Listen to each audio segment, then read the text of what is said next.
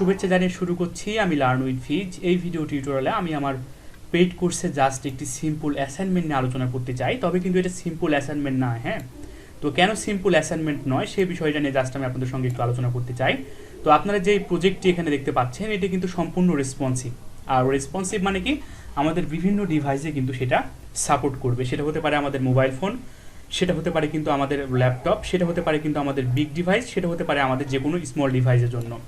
তো এই যে স্মল ডিভাইস বিগ ডিভাইসের জন্য কিন্তু অ্যাসাইনমেন্ট যেটা আমরা সুতরাং আমাদের যেটা সাপোর্ট করে থাকে সেটা কিন্তু আমরা বুটস্ট্র্যাপ ব্যবহার করেই নর্মালি করে থাকি। বাট সিএসএস ব্যবহার করে করতে গেলে কিন্তু একজন বিগিনার হিসেবে কিন্তু সেটা অনেক টাফ হয়ে দাঁড়াবে।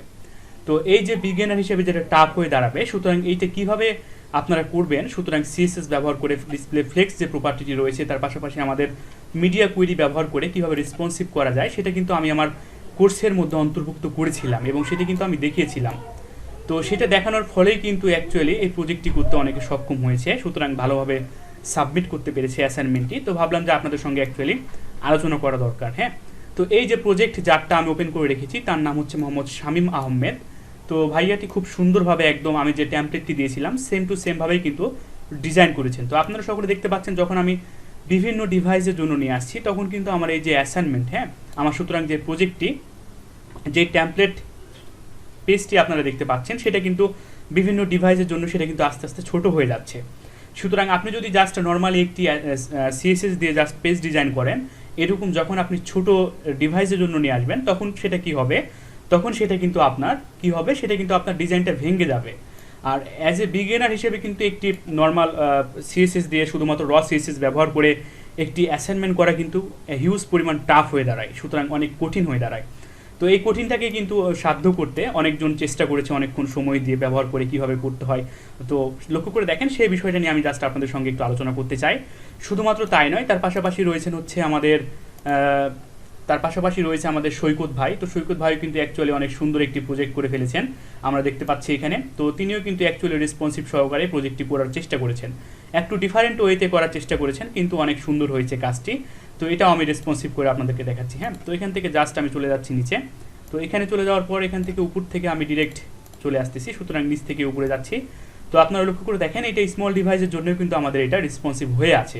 তো নর্মাল সিএসএস ব্যবহার করে জাস্ট আমরা যে বিষয়টা আমি ক্লাসে আলোচনা করেছিলাম সেটা হচ্ছে আমাদের ফ্লেক্স, আমাদের যে লেআউটটি রয়েছে তার পাশাপাশি মিডিয়া কুয়েরি ব্যবহার করে কীভাবে রেসপন্সিভ করতে হয় সেটা কিন্তু আমি আমার পেইড কোর্সের মধ্যে দেখিয়েছিলাম।